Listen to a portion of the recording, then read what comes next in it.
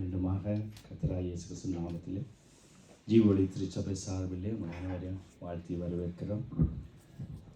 கர்த்தர் ஒரு நல்ல ஆராதனைக்குள்ளாக எங்களை வழி நடத்தினார். பரிசுத்த ஆவியானவருக்கு நன்றி. இந்த நாளிலும் கூட இந்த என்னுடைய முதலாவது பிரசங்கம். ஆண்டவருக்கு நான் நன்றி சொல்கிறேன் என்று சொன்னால், இந்த பிரசங்கம் நான் கொண்டு வந்த போது தேவன் எனக்கு இது முந்தினார். ஆனாலும் நான் இந்த பிரசங்கத்தை எடுத்துக்கொண்டு போன போது அநேக காரியங்கள் எனக்கே கொஞ்சம் கஷ்டம் போல் இருந்துச்சு. காரணம் என்னென்னு சொன்னால், ஒரு வருஷத்தினுடைய முதலாவது பிரசங்கம், வருஷத்தை நன்மையால் முடிசூட்டுகிறார் அப்படி இப்படி என்று சொல்லித்தான் நோமலாகவே எடுக்கிறேன்னா அது. ஆனால் இந்த முறை இது ஒரு எச்சரிப்பின் பிரசங்கம். முதலாவது பேசுகிற எனக்கு, அடுத்தது தான் சபைக்கு. ஆகவே கால் உள்ளவர்கள் கேட்க கடவர்கள். அந்தபடி சகோதரன் முதன்முறையாக இந்த இடத்துல வர்ஷிப்பை நடத்தும் போது நான் யோசிக்கும் பிரசங்கம் செய்கிறார். அந்த அளவுக்கு ஸ்டார்ட் இருந்துச்சு. கர்த்தரை மகிமைப்படுத்துகிறேன். எனக்கும் ஒரு தைரியம் உண்டாச்சு. ஆகவே இந்த வசனத்தை வாசித்து நாங்கள் பிரசனத்துக்கு கடை செய்வோம். சங்கீதம் 115:1.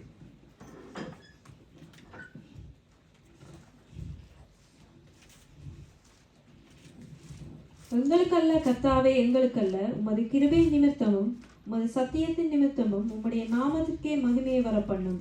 ஆமென்.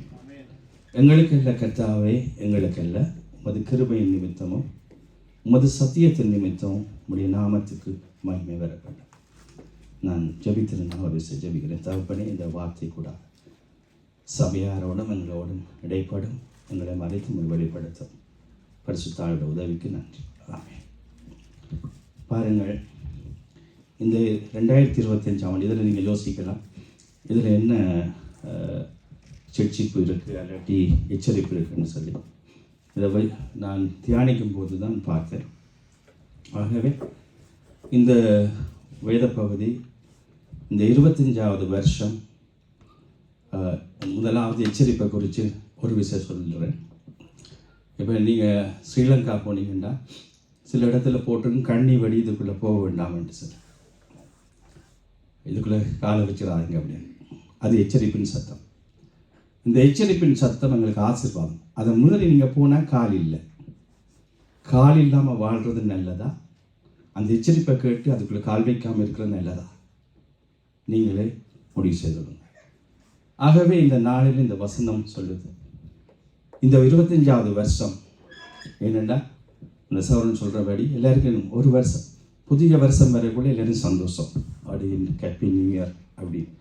ஆனால் இன்னொரு பக்கத்தில் 1 இயர் எங்களுக்கு போயிட்டுது. அதாவது எனக்கு படிப்பிச்ச தமிழ் வார்த்தை சொல்லுவார் நவ மாஸ்டர். அவர் சொல்லி தருவார், காடு பாவேண்டது வீடு போகவேண்டது. நாங்கள் கிளறையை நோக்கி கிட்ட போகிற மாதிரி தான், அதுதான் உண்மை. ஆகவே இதில் இந்த 25வது வருஷம் எங்களோட வாழ்க்கை எப்படி இருக்கணும்னு சொல்லி ஆண்டவர் விரும்புகிறாருண்டா, உங்களுக்கும் எனக்கும் அல்ல, கர்த்தர் ஒருவருக்கு மகிமை உண்டாகும். உங்களுடைய வாழ்க்கை, உங்களுடைய நடத்தை, உங்களுடைய ஃபஸ்ட்டு எனக்கு. அதனால நான் சொல்கிறேன், ஏண்டா கர்த்தர் எங்களோட தான் முதல்ல பேசுவார். யாரை பயன்படுத்துகிறாரோ அவரோடு தான் கர்த்தர் நிச்சயமாக இடைப்படும். இல்லாட்டி அது வராது. அந்த சவரன் சொன்ன மாதிரி யூடியூப்பில் கேட்டு நான் கொண்டிருக்கல. ஸ்தோத்திரம். ஏன்னா எனக்கு இம்ப்ரெஷன் பண்ணாட்டி, என்னுடைய இருதயத்தில் போட்டாட்டி நான் கடைசி வரைக்கும் கொண்டு வரவில்லை. ஆகவே இந்த பகுதி சொல்லப்படுது, எங்களுக்கு இல்லை கர்த்தாவே, எங்களுக்கு எல்லாம் உங்களுடைய கிருபை நிமித்தம், உங்களுடைய சத்தியத்தை நிமித்தம். ஃபஸ்ட்டு உங்களுடைய கிருபை இதில் போட்டிருக்கு. இந்த வசனத்தின்படியே நான் பார்த்தா முதலாவது கிருபை என்று பார்க்குறோம். ஆகவே உங்களுக்கும் எனக்கும் தெரியும், ஏன்னா நாங்கள் எவ்வளோ புலப்படி என்று எங்களுக்கு தான் தெரியும். அப்போ எங்களை கொண்டு வந்து கர்த்தர் கழுவி துடைச்சி, அந்த சொன்னதும் போல் கொண்டு வந்து ராஜாக்களின் பிள்ளைகளா, ஒரு ராஜாவை சந்திக்கத்தான் இந்த இடத்துல வந்திருக்குறீங்க. கூட நாங்கள் தகப்பன் என்று சொன்னாலும் கூட அவர் ராஜாதி ராஜா, கர்த்தாதி கர்த்தர், தேவர்களில் பெரிய தேவன். அவர் சொல்லிக்கொண்டே போகலாம். அப்படிப்பட்டவருடைய மகனாக மகளாக நாங்கள் இன்றைக்கு நிற்கிறோம். அப்போ அது முதலாவது பெரிய கிருபை. ஏன்னா நாங்கள் புறஜா மதத்தார்கள், நாங்கள் எங்கேயோ இருந்த ஜனங்கள்.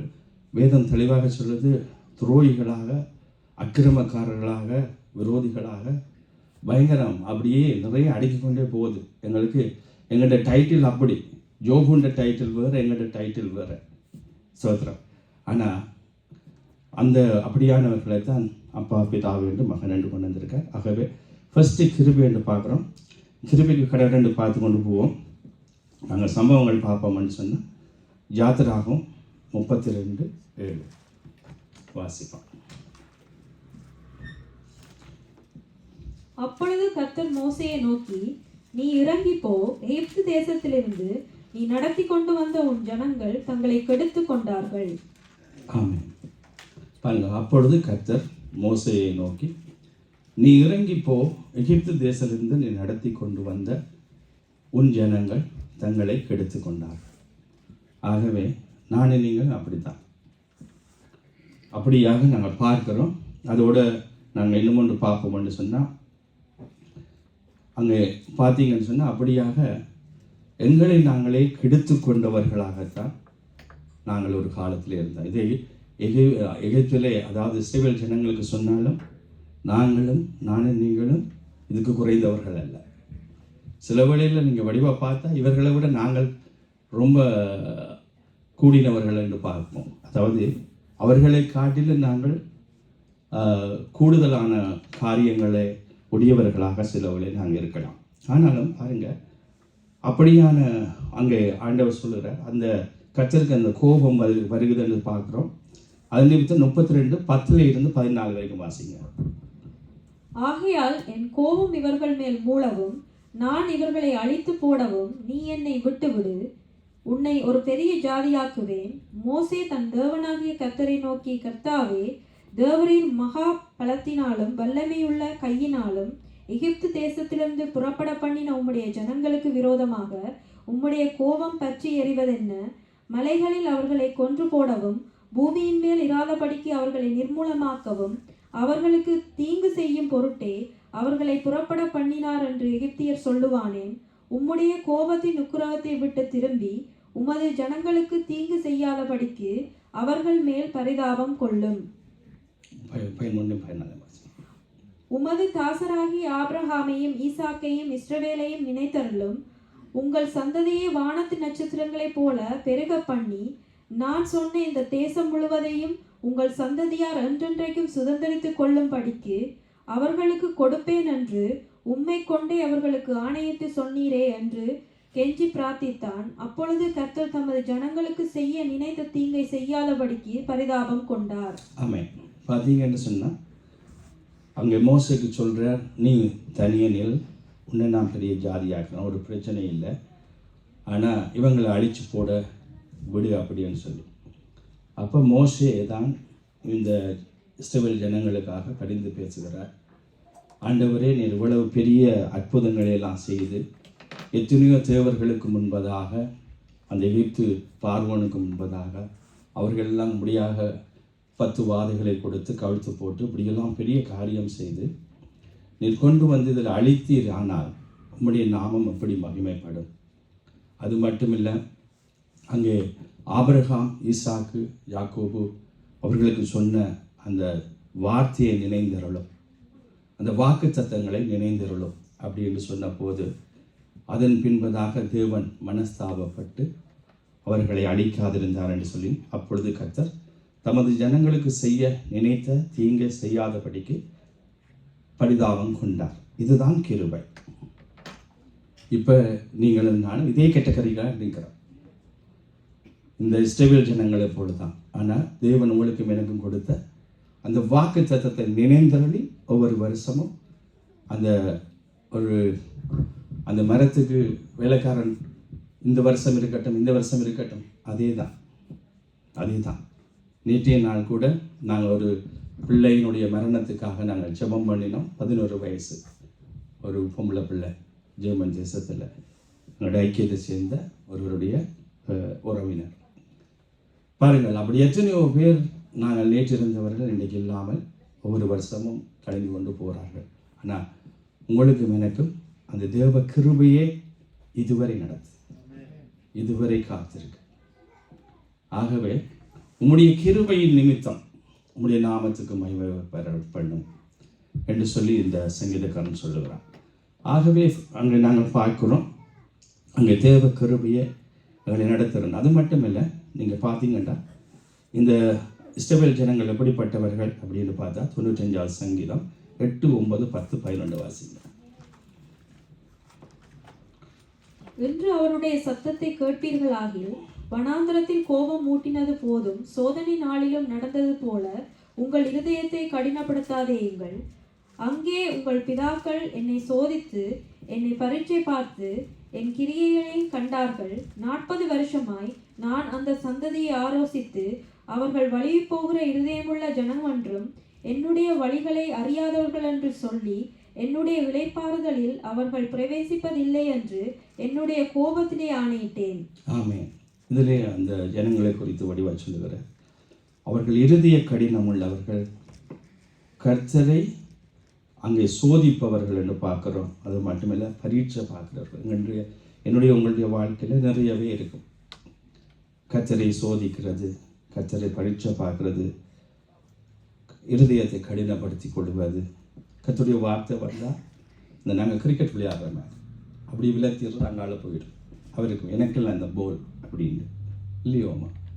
ஆகவே அப்படியாக நாங்கள் பார்க்கிறோம். ஆகவே இதைத்தான் நாங்கள் பார்க்கிறோம். அப்படி இருந்தும் கர்த்தர் உங்களையும் என்னை நேசிக்கிறபடியினால தன்னுடைய சத்தியத்தை சொல்லி இந்த வருஷமாவது தேவன் எனக்கும் உங்களுக்கு கொடுக்குற பகுதி, என்னுடைய நாமத்துக்கு மகிமை வர உங்களோட வாழ்க்கை இருக்கட்டும், உங்களோட சாட்சி இருக்கட்டும், உங்களோட காரியங்கள் இருக்கட்டும்.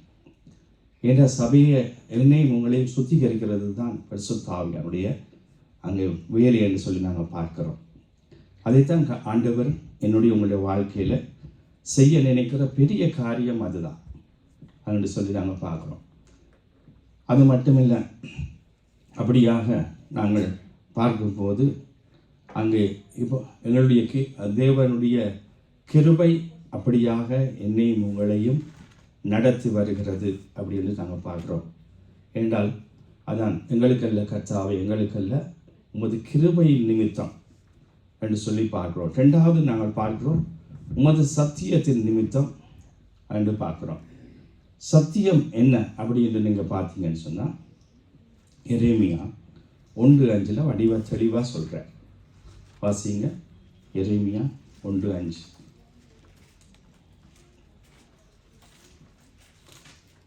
நான் உன்னை தாயின் வயிற்றில் உருவாக்கும் முன்னே உன்னை அறிந்தேன். நீ கர்ப்பத்திலிருந்து வெளிப்படும் முன்னே நான் உன்னை பரிசுத்தம் பண்ணி உன்னை ஜாதிகளுக்கு தீர்க்கதரிசியாக கட்டளையிட்டேன் என்று சொன்னார். ஆமென். நீங்கள் பாருங்க, நான் உன்னை தாயின் வயிற்றில் உருவாகும் முன்னே உன்னை அறிந்தேன். நீ கர்ப்பத்திலிருந்து வெளிப்படும் முன்னே நான் உன்னை பரிசுத்தம் பண்ணி உன்னை ஜாதிகளுக்கு தீர்க்கதரிசியாக கட்டளையிட்டேன் அப்படின்னு சொல்லி பார்க்கிறோம். சத்தியம் இப்படியாகத்தான் சொல்லுகிறது. உண்மை சத்தியம், உண்மை வேற சத்தியம் வேற. உண்மை சிறிதாக இருக்கும், சத்தியம் என்றது பெருசாக இருக்கும். நீங்கள் தொடை படிச்சிருப்பீர்கள். அங்கே சத்தியத்துக்குள்ளே உண்மை அங்கே உள்ளுக்கு இருக்கும். அதாவது ஒரு உண்மையை சிறிய வட்டமாக பார்த்தா சத்தியத்தை பெரிய வட்டமாக பார்க்குறோம். இந்த சத்தியம் என்ன சொல்லுதுன்னு சொன்னால், நான் உன்னை தாயின் வயிற்றில் உருவாகும் முன்னம் உன்னை அறிந்தேன் என்று சொல்லி நாங்கள் பார்க்குறோம். இது அன்றைய நாளில்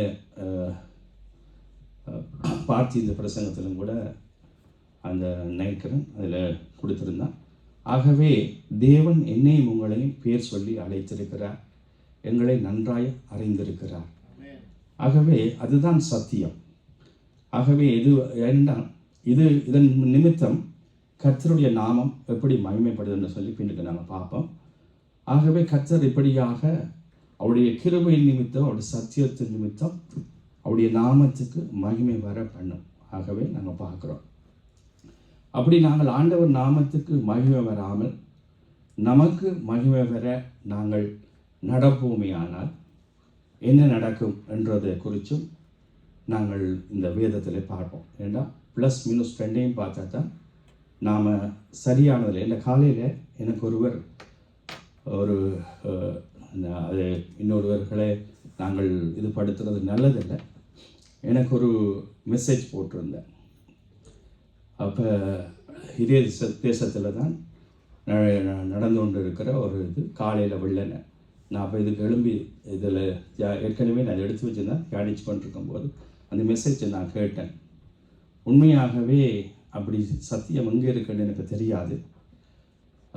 பரிசுத்த ஆவி, மனுஷனுடைய ஆவி, அது மட்டும் இல்லை பல ஆவிகளை குறித்து அந்த இடத்துல பேசியிருக்கிறத நான் பார்த்தேன். அப்போ யோசித்தேன், கடவுளை ஸ்தோத்திரம், இப்படியெல்லாம் சபைகளில் பேசுகிறார்களே அப்படின்னு சொல்லி. ஓகே, அது நான் இது பண்ணல. ஆனால் நான் என்னென்றால் ஜெபகுமார் சொல்லுவார், ஒருவருக்கு பேங்க் மேனேஜருக்கு இப்போ கள்ள நோட்டை எப்படி பிடிக்கணும்னு சொன்னால் சரியான நல்ல நோட்டை குறித்து அவனுக்கு தெரிஞ்சிருந்தா கள்ள நோட் வந்த உடனே தொட்டு பார்த்தனே சொல்லிவிடுவான் இது கள்ள நோட் அப்படின்னு. இந்த நிறைய நல்ல நோட்டோட பிளங்குறவனுக்கு கள்ள நோட் தெரியும். ஆகவே சரியான சத்தியத்தை தெரிஞ்சிருக்குமான்னா உங்களுக்கு பிழையான சத்தியம் வரும்போது உடனே ரிஜெக்ட் பண்ணுவீங்க என்றால் உங்களுக்கு தெரியும் சத்தியம் எதென்று. ஆகவே இந்த இடத்துல நாங்கள் பார்க்குறோம், இப்போ உங்களுக்கு தெரியும் அது இப்போ ஆண்டவருடைய நாமத்துக்கு பதிலாக நம்முடைய நாமத்தை நாங்கள் மகிமைப்படுத்த வெளியிட்டோம்னா அது முதலாவது லூசிபருடைய வேலை. உங்களுக்கு தெரியும், அது அந்த வேலையை தான் அவன் செய்தபடியினால் அங்கே விழுந்து போனான்னு பார்க்குறோம். ஏசாயா 14ஆம் அதிகாரம் 12, 13, 14 வாசிப்போம்.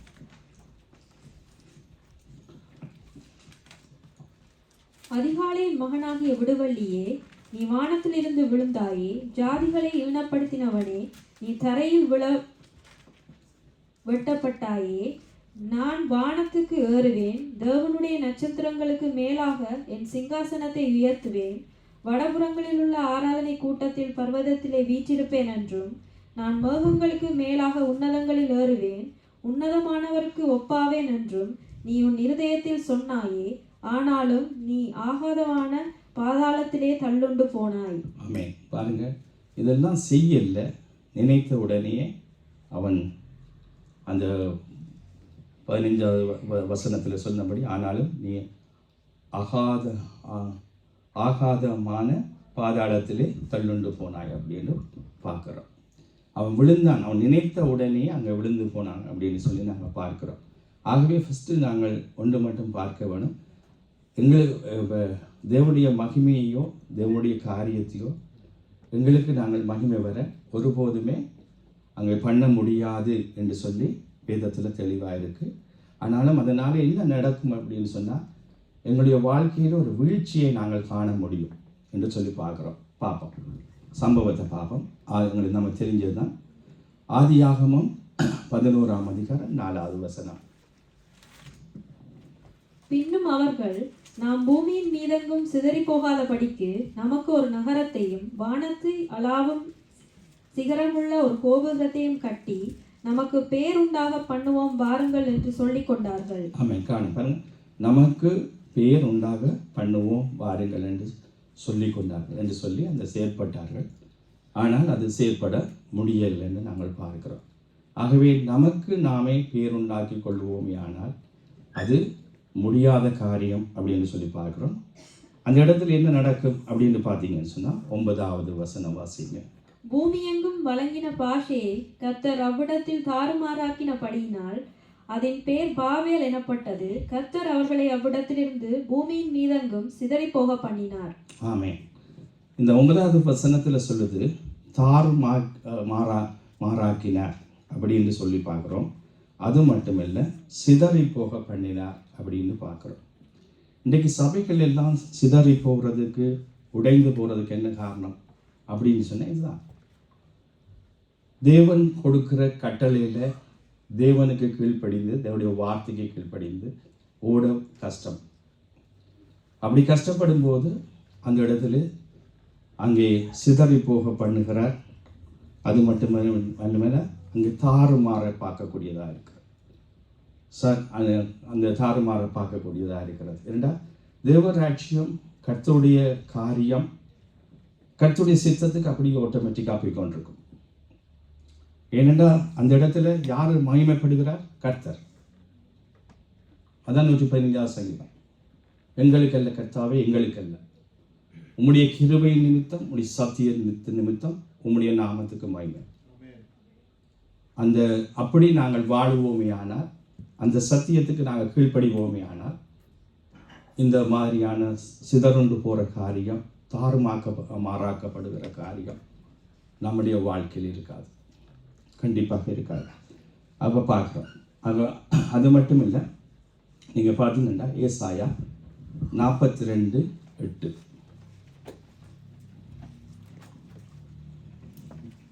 நான் கர்த்தர், இது என் நாமம், என் மகிமையை வேறொருவனுக்கும் என் துதியை விக்கிரகங்களுக்கும் கொடேன். ஆமென். கர்த்தர் சொல்லுகிறார், நான் அங்கே விக்கிரகங்களுக்கும் எதுக்குமே நான் என்னுடைய மகிமையை நான் கொடுக்க மாட்டேன். ஆகவே மகிமைக்கும் கனத்துக்கும் உரியவர் கர்த்தர் அப்படின்னு சொல்லி நாங்கள் பார்க்கிறோம். 8வது வசனம், நான் கர்த்தர், இது என் நாமம், என் மகிமையை வேறொன்றுக்கும் என் துதியை விக்கிரகங்களுக்கும் கொடேன். இன்னொரு வசனம் பார்த்தீங்கன்னு சொன்னால் ஏசாயா 48:11. என் நிமித்தமுமே அப்படி செய்வேன், என் நாமத்தின் பரிசுத்தம் அப்படி குலைக்கப்படலாம், என் மகிமையை நான் வேறொருவருக்கும் கொடேன். பாருங்க, வேறொருவருக்கும் கொடேன். எதுக்கும் ஆண்டவர் எதுக்குமே தேவ மகிமையை ஒருபோதும் கொடுக்க மாட்டார். அப்போ கொடுக்க மாட்டார்ன்னு சொன்னால் படத்திலிருந்து கொடுக்கப்பட்டாலுடைய தான் பெற்றுக்கொள்ளலாம். அப்போ ஒருவரும் பெற்றுக்கொள்ள முடியாது, ஒருவரும் அதை செய்ய முடியும். ஆனால் இதுதான் எங்களோட வாழ்க்கையில் நாங்கள் பார்க்க முடியும். கர்த்தருக்கு விரோதமாய் நாங்கள் செயற்படும் போது இது சம்பவங்களில் நாங்கள் பார்ப்போம்னு சொன்னால், தானியேல் புத்தகத்தில் வாசிக்கிறோம். 4வது தானியேல் 4:30, 31, 32.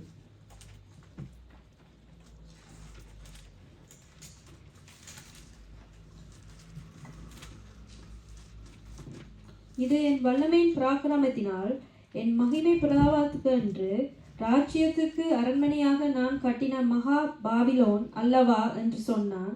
இந்த வார்த்தை ராஜாவின் வாயில் இருக்கும் போதே வானத்திலிருந்து ஒரு சத்தம் உண்டாகி, ராஜாவாகிய நேபுகாத் நேச்சாரே, ராஜ்யபாரம் உன்னை விட்டு நீங்கிற்று, மனுஷனின் என்று தள்ளப்படுவாய், வெளியின் மிருகங்களோடைய சஞ்சரிப்பாய், மாடுகளைப் போல் புல் மேய்வாய். இப்படியே உன்னதமானவர் மனுஷருடைய ராஜ்யத்தில் ஆளுகை செய்து தமக்கு சித்தமாய் இருக்கிறவனுக்கு அதை கொடுக்கிறார் என்பதை நீ அறிந்து கொள்ளும் மட்டும் 7 காலங்கள் உன்மேல் கடந்து போகும் என்று உனக்கு சொல்லப்படுகிறது என்று விளம்பினது. ஆமென். பாருங்க, இந்த நேபுகாத் நேச்சரை குறித்து பார்த்தீங்கன்னு சொன்னால், இவரை குறித்து பெரிய காரியம்னு சொல்லப்படுது. ஒரு பெரிய ராஜாவாக இருந்தவன்னு சொல்லப்படுகிறது. ஆனாலும் கூட இவன் அங்கே வரல, இது என் வல்லமையினால் வல்லமையின் பராக்கிரமத்தினால் என் மகிமை பிரதாபத்துக்கென்று ராஜ்யத்துக்கு அரண்மனையாக நான் கட்டின மகா பாபிலோன் அல்லவா என்று சொன்னான். இந்த வார்த்தை ராஜாவின் வாயில் இருந்த போதே வானத்திலிருந்து ஒரு சத்தம் உண்டாகி, ராஜாவாகிய நேபுகாத் நேச்சரே, ராஜ்யபாரம் உன்னை விட்டு நீங்கிற்று. மனுஷன் என்று அங்கே பைத்தியமாக்கப்பட்டான். அங்கே அங்கே அங்கே மலைகளிலும் அந்த வெயில்களிலும் ஒரு மாட்டை போல புல்லை மேய்கிற ஒரு மனுஷனாக, அப்படியாக ஒரு மிருகத்தை போல தள்ளப்பட்டான் அப்படின்னு சொல்லி பார்க்கிறோம். ஆகவே அங்கே நான் பார்க்கிறது அதுதான். அப்படியாக அவனுடைய ராஜ்யபாரம் அவனை விட்டு போயிட்டு அப்படின்னு சொல்லி நாங்கள் பார்க்கிறோம். இதை இன்னொரு இடத்துல நாங்கள் பார்க்கலாம். நாங்கள் 1 சாமுவேல் 15:30 வாசித்து பாருங்கள்.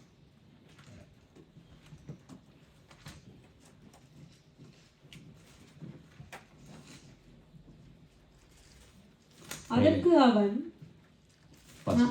நான் பாவம் செய்தேன், இப்போது என் ஜனத்தின் மூப்பருக்கு முன்பாகவும் இஸ்ரவேலுக்கு முன்பாகவும் நீர் என்னை கனம் பண்ணி நான் உம்முடைய தேவனாகிய கர்த்தரை பணிந்து கொள்ளும் படிக்கு என்னோடே கூட திரும்ப வாரும் என்றான்.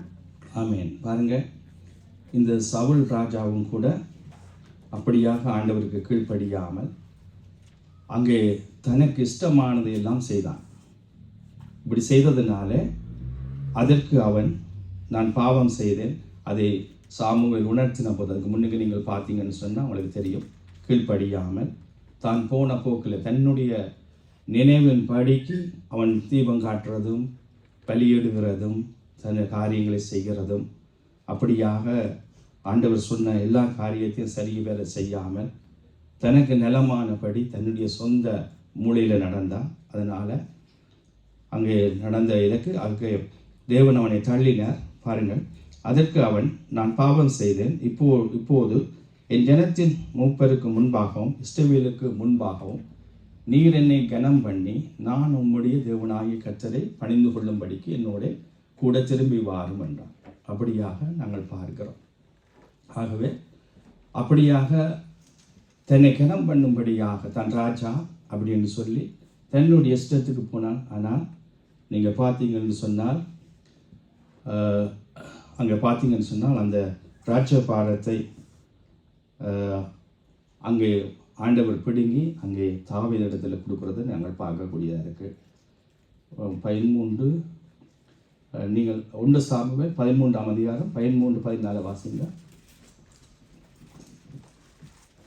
சாமுவேல் சவுலை பார்த்து, புத்தியீனமாய் செய்தீர், உம்முடைய தேவனாகிய கர்த்தர் உமக்கு விதித்த கட்டளையை கைக்கொள்ளாமல் போனீர். மற்றபடி கர்த்தர் இஸ்ரவேலின் மேல் உம்முடைய ராஜ்யபாரத்தை என்றென்றைக்கும் ஸ்திரப்படுத்துவார். இப்போதோ உம்முடைய ராஜ்யபாரம் நிலை நிற்காது. கர்த்தர் தம்முடைய இருதயத்துக்கு ஏற்ற ஒரு மனுஷனை தமக்கு தேடி அவனை கர்த்தர் தம்முடைய ஜனங்களின் மேல் தலைவனாயிருக்க கட்டளையிட்டார். கர்த்தர் உமக்கு விதித்த கட்டளையை நீர் கைக்கொள்ளவில்லையே என்று சொன்னான். ஆகவே இங்கேயும் ராஜ்யபாரன் அங்கே பிடுங்கப்பட்டு அங்கே தாவீதுடைய கரங்களுக்கு போகிறத பார்க்குறோம்.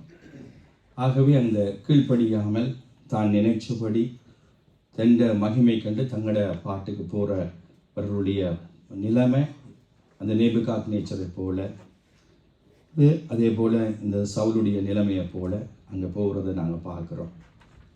அடுத்தது நாங்கள் பார்ப்போம்னு சொன்னால் இதைத்தான் சங்கீதக்காரன் பாருங்கள் ஒரு ஜெபம் செய்கிறான். பாருங்கள், சங்கீதம் 9:19 எடுத்து வாசிச்சு பாருங்கள்.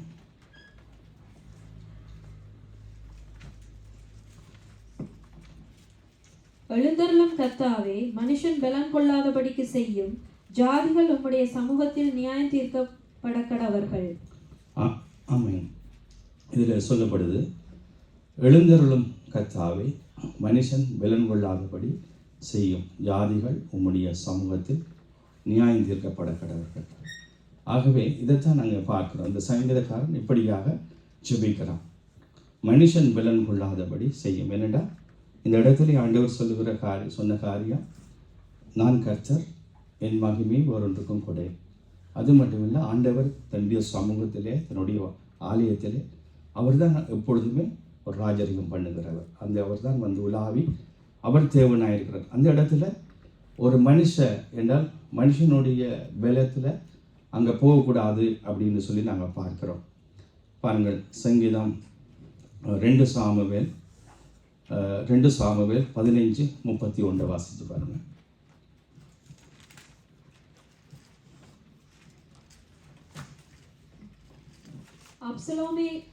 அப்சலோமோடே கட்டுப்பாடு பண்ணினவர்களுடன் ஆகித்தோப்பேலும் சேர்ந்திருக்கிறான் என்று தாவீதுக்கு அறிவிக்கப்பட்ட போது, தாவீது, கர்த்தாவே, ஆகித்தோப்பேலின் ஆலோசனையை பைத்தியமாக்கி விடுவீராக என்றான். அப்படியாக உங்களுக்கு தெரியும், அப்சலோம் தாவீதுக்கு விரோதமாக காரியங்கள் செய்த போது அகித்தோப்பேல் வந்து ஆலோசனைக்காரனாக இருக்கிறான். அப்போ தாவீது ஒரு ஜெபம் செய்கிறார், அவனுடைய அந்த ஆலோசனையை அதமாக்கி போடும் அப்படின்னு சொல்லி. இதுதான் மனுஷ பலன் இல்லாதபடி செய்யும்படியாக இந்த தாவீது கூட இந்த இடத்துல இப்படி ஒரு ஜெபத்தை செய்கிறான். அதாவது ஆண்டவரிடத்தில் ஒரு வேண்டுதல் செய்கிறான் என்று சொல்லி நாங்கள் பார்க்கிறோம். அது மட்டும் இல்லை, நீங்கள் பார்த்தீங்கன்னா 2 சாமுவேல் 12:28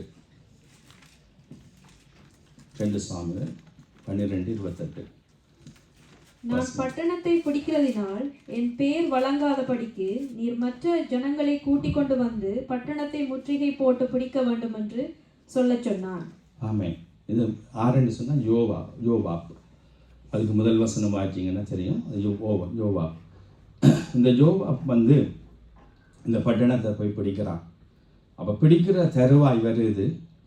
இப்போ பிடிக்கிற தருவாய் வரைக்குள்ள தாவீதுக்கு அறிவிக்கிறான், நான் பட்டணத்தை பிடிக்கிறதுனால் என் பெயர் வழங்காதபடிக்கு நீர் மற்ற ஜனங்களை கூட்டிக் கொண்டு வந்து பட்டணத்தை முற்றுகை போட்டு பிடிக்க வேண்டும் என்று சொல்ல சொன்னான். பாருங்க, இந்த யோவாப் ஒரு பெரிய யுத்த வீரன். உங்களுக்கு தெரியும், தாவீதோட 300 பேர் இருக்காங்க. நல்ல பெரிய பெரிய ஆட்கள் எல்லாம் இருக்கிறாங்க. அதில் பிரதானமானவன் யோவாப். இந்த யோவாப் போகிற இடமெல்லாம் கூடுதலாக வெற்றி தான். இந்த இடத்துலையும் இந்த பட்டணம் பிடிபட்டு கொண்டு போகுது. ஆனால் அந்த ராஜாவினுடைய மகிமையை பேரை கெடுக்கக்கூடாது, எந்த பேர் வரக்கூடாது என்று சொல்லி அந்த தாவீது ராஜா சொல்கிறான், ஆக்களையும் கூட்டிக்கொண்டு ஆக்களையும் கூட்டிக்கொண்டு வந்து நீ பிடிச்ச மாதிரி இருக்கட்டும். ஆனால் உண்மையாக இந்த பட்டணம் பிடிக்கிறது யோவாப். ஒரு மனுஷனே ஒரு ராஜாவுடைய மகிமையை தனக்கு சேர்த்துக்கொள்ளலை. அப்போ நீங்களும் நானும் கர்த்தருடைய மகிமையை சேர்த்துக்கொள்ளலாமா? சேர்த்துக்கொள்ள முடியுமா? உங்களுடைய வாழ்க்கை, உங்களுடைய பேச்சு நடத்த இந்த வருஷம் கர்த்தரை மகிமைப்படுத்துகிறதா இருக்கட்டும். அதனால தான் 115வது சங்கீதம் 1வது வசனம் சொல்லுது, எங்களுக்கு அல்ல கர்த்தர். நாங்கள் அப்படி நடக்கும்போது எங்களுக்கு என்ன கிடைக்கும்? 10 நிமிஷம் தான் கிடைக்கும். பார்ப்போம், நாங்கள் வாசித்து பார்ப்போம். தேவ நாம மகிமை கண்டு வாழ்ந்த ஒரு மனுஷன் ஆபிரகாம்னு சொல்லி பார்க்கலாம். ஆபிரகாம் ஆதியாகமம் 12:1-2-3.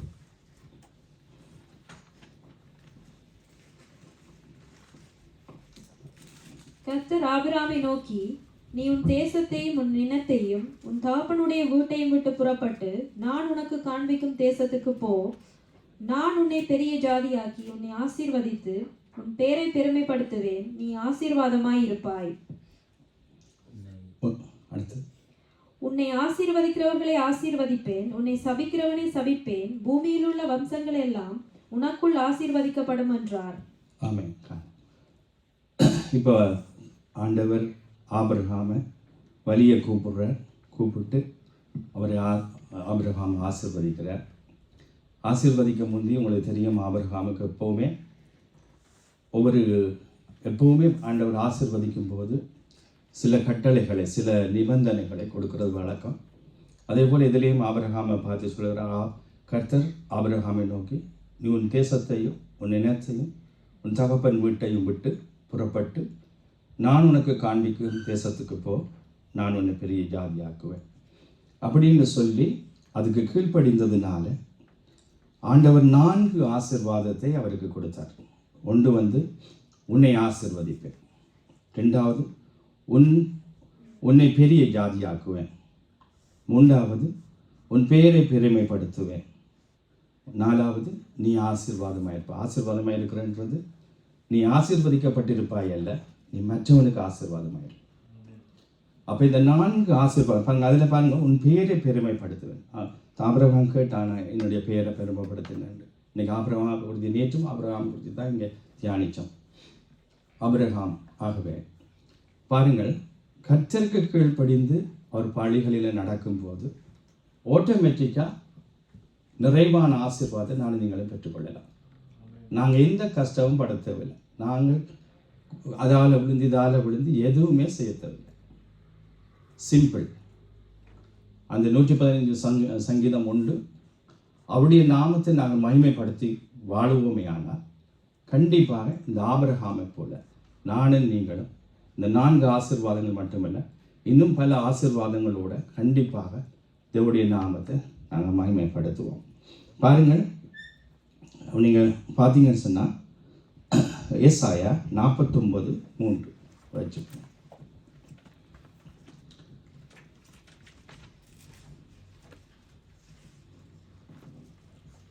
அவர் என்னை நோக்கி, நீ என் தாசன் இஸ்ரவேலே, நான் உன்னில் மகிமைப்படுவேன் என்றார்.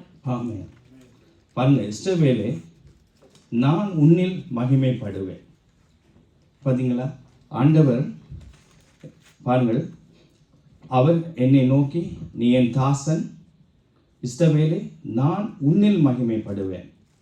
ஆகவே நாங்கள் கர்த்தருடைய நாமத்தை மகிமைப்படுத்தி வாழும்போது கர்த்தர் என்னிலும் உங்களிலும் மகிமைப்படுவார். அதுதான் ரகசியம். இது சிம்பிள் வேலை. நாங்கள் கர்த்தருடைய நாமத்துக்கு மகிமைக்காக நாங்கள் வாழ்ந்து கொண்டிருப்போம் என்று சொன்னால் உங்களையும் என்னையும் பார்க்குறவங்களுக்கு தெரியும், கர்த்தர் எங்களில் மகிமைப்படுவார். எங்களை வாளாக்காமல் தலையாக்குவார், கீழாக்காமல் மேலாக்குவார். நீயோ கடன் வாங்குவதில்லை, கடன் கொடுப்ப. 28வது உபாகமும் அவ்வளவு ஆசீர்வாதம் எங்களோட வாழ்க்கையில் இருக்கும். நாங்கள் எல்லா இடத்திலும் கர்த்தரை மகிமைப்படுத்தி வாழுவோமே ஆனால், கர்த்தர் மகிமை கண்டு வாழுவோமே ஆனால், கர்த்தருடைய சத்தத்துக்கு. ஏன்னா ஆபிரகாம் செய்ததெல்லாம் கீழ்ப்படிவல்ல. அவன் அதனால தான் அவன் அவ்வளவு தூரத்துக்கு ஆசீர்வாதமாய் இருந்தார் என்று சொல்லி பார்க்கிறோம். தேவனுடைய வார்த்தைக்கு கீழ்ப்படிந்த போது அங்கே ஆசீர்வாதம் என்று பார்க்கிறோம். கடைசியாக நாங்கள் வாசிப்போம் பிலிப்பியருக்கு எழுதின நிருபம் 2வது அதிகாரம்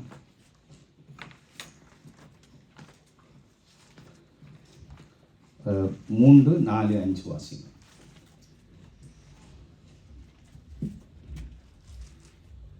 ஒன்றையும் வாதினாலாவது வீண் பெருமையினாலாவது செய்யாமல் மனத்தாழ்மையினாலே ஒருவரையொருவர் தங்களிலும் மேன்மையுள்ளவர்களாக எண்ணக்கடவீர்கள். அவனவன் தனக்கானவனை அல்ல பிறனுக்கானவைகளை நோக்குவானாக. கிறிஸ்து இயேசுவில் இருந்த சிந்தையே உங்களிலும் இருக்க கடவது. ஆமென். பிலிப்பியருக்கு எழுதும்போது பவுல் எழுதும்போது சொல்கிறார், ஒன்றையும் வாதினாலாவது வீண் பெருமையினாலாவது செய்யாமல் மனத்தாழ்மையினாலே ஒருவரை ஒருவர் தங்களிலும் மேன்மையானவர்களாக எண்ணக்கடவீர்கள். அவனவன் தனக்கானவைகளை அல்ல பிறனுக்கானவைகளையும் நோக்குவானாக. கிறிஸ்து இயேசுவில் இருந்த சிந்தியே உங்களிலும் இருக்க கடவுள். இப்படி நாங்கள் இந்த வருஷம் வாழ்வோமே ஆனால் கண்டிப்பாக கர்த்தர் என்னிலும் உங்களும் மகிமைப்படுவார். அது மட்டுமில்லை, அந்த சங்கீதக்காரன் சொன்னது போல, எங்களுக்கல்ல கர்த்தாவே, எங்களுக்கல்ல, உம்முடைய கிருபையின் நிமித்தமும் உடைய சத்தியத்தின் நிமித்தமும் உம்முடைய நாமத்துக்கு மகிமை வர பண்ணும். கண்டிப்பாக கர்த்தருடைய நாமத்துக்கு மகிமை வரும். நாங்கள் எழுந்திருந்து இந்த பாடலை பாடி நாங்கள் ஒப்பு கொடுத்து சொல்லுவோம்.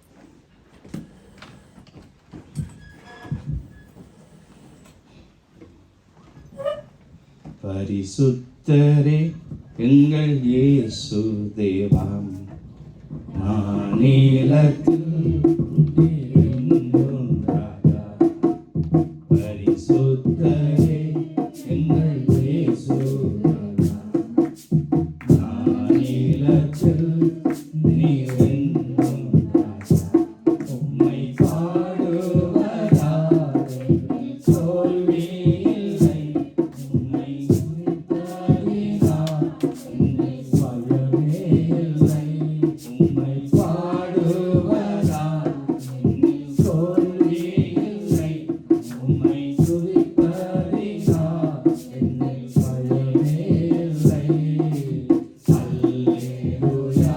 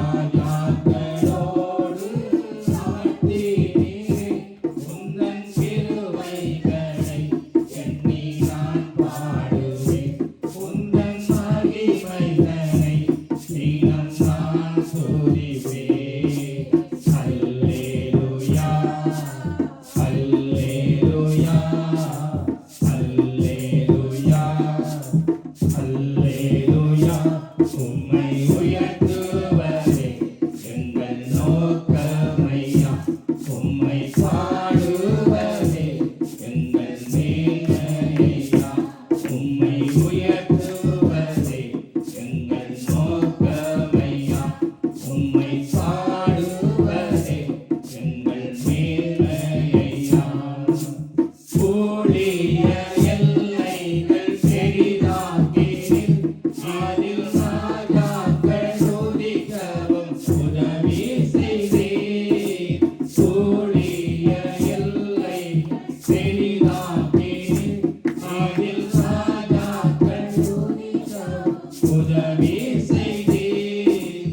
அறியாத ஜாதியை வரவழைத்தீர், நீர் தந்த வாக்கினை நிறைவேற்றினீர். அறியாத ஜாதியை வரவழைத்தீர், நீர் தந்த வாக்கினை நிறைவேற்றினீர். உந்தன் கிருபைகளை எண்ணி நான் பாடுவேன், உந்தன் மகிமைகளை தினம் நான் ருசிப்பேன். அல்லேலூயா, அல்லேலூயா, அல்லேலூயா, அல்லேலூயா. உம்மை உயர்த்துவதே எங்கள் நோக்கமையா.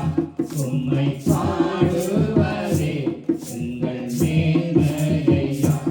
உம்மை உயர்த்துவதே எங்கள் நோக்கமையா. உம்மை பாடுவதே எங்கள் மேன்மையா. வருத்தங்கள் பசிதாகம் ஏற்பட்டாலும் எங்கள் விசுவாச கேடகம் வீழ்ந்திடாதே. வருத்தங்கள் பசிதாகம் ஏற்பட்டாலும் எங்கள் விசுவாச கேடகம் வீழ்ந்திடாதே. நம்பினோ நட்டாற்றில் கைவிட்டாலும் என்னை காப்பாற்ற நீருண்டு பயமில்லையே. நம்பினோ நட்டாற்றில் கைவிட்டாலும் என்னை காப்பாற்ற நீருண்டு பயமில்லையே. உந்தன் கிருபைகளை எண்ணி நான் பாடுவேன், உந்தன் மகிமைகளை தினம் நான் ருசிப்பேன். அல்லேலூயா, அல்லேலூயா, அல்லேலூயா, அல்லேலூயா. உம்மை உயர்த்துவதே எங்கள் நோக்கமையா. உம்மை பாடுவதே எங்கள் மேன்மையா. உம்மை உயர்த்துவதே எங்கள் நோக்கமையா. உம்மை பாடுவதே எங்கள் மேன்மையா. அப்படி எல்லாருமா ஜெபம் பண்ணி கொள்வோம். ஆண்டவரே, தகப்பனே, இந்த நாளிலும் உம்மை உயர்த்த, உம்முடைய மகிமையை காண, உம்முடைய மகிமைக்கென்று வாழ எங்கள் ஒவ்வொருவரையும் ஒப்புக் கொடுக்கிறோம். ஆண்டவர், ஆண்டவரே கர்த்தாவே, ஒருவேளை இதுவரை ஆண்ட காலமும் எங்களோட வாழ்க்கை ஆண்டவரை தாறுமாறாய் போயிருக்கலாம். ஆண்டவரே, எங்களுக்கல்ல, உங்களுடைய நாமத்துக்கு மகிமை வர ஆண்டவரே, எங்களுடைய வாயின் வார்த்தைகள், எங்களுடைய செயல்கள், எங்களுடைய காரியங்கள் ஆண்டவரே எங்கள் ஒவ்வொருவரையும் உங்களுடைய கரத்தில் ஒப்புக் கொடுக்கிறோம். சபையாரை ஒப்புக் கொடுத்து நாங்கள் செபிக்கிறோம். ஆண்டவரே கர்த்தாவே, இந்த வருஷம் ஆண்டவரே உங்களை மகிமைப்படுத்த ஆண்டவரே அப்பா, இந்த வருஷம் ஆண்டவரே பூராக உங்களுடைய கரத்தில் ஒப்புக் கொடுத்து நாங்கள் செபிக்கிறோம். ஆண்டவரே துதிக்கிறோம், ஸ்தோத்திரிக்கிறோம். இயேசு கிறிஸ்துவின் நாமத்தில் நன்றி சொல்லி செபிக்கிறோம். ஜீவனுள்ள நல்லது.